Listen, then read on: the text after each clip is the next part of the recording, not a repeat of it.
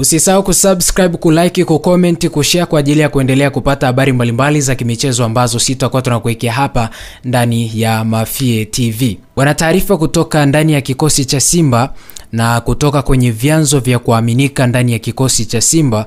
Kwa mujibu wa vyanzo mbalimbali ya klabu ya Simba, inamfuatilia kwa karibu kiungo Amorin Hassani, raia wa Benin mwenye umri wa miaka 21. Fundi huyo anayekipiga kwenye klabu ya Loto Popo ya nchini humo Benin, akitokea kwa mkopo Grasshopper ya pale nchini Uswizi ama ligi kuu ya Uswizi. Anatajwa moja kati ya viungo mahiri na bora barani Afrika kwa sasa hivi, ambapo pia anahudumu timu ya taifa ya Benin, na ndiye kiungo huyu ambaye Simba wanamuinda na wanamuhitaji kwa sasa hivi kuja kuhudumu ndani ya kikosi cha Simba katika msimu ujao, msimu 2025-26, baada ya kumalizika katika msimu 2024-25. Simba wanamuinda kiungo huyu kutokea ndani ya kikosi cha Loto Popo pale Benin, na tumepata taarifa za ndani kwamba Simba tayari wameshampa mkataba wa miaka 4 ya awali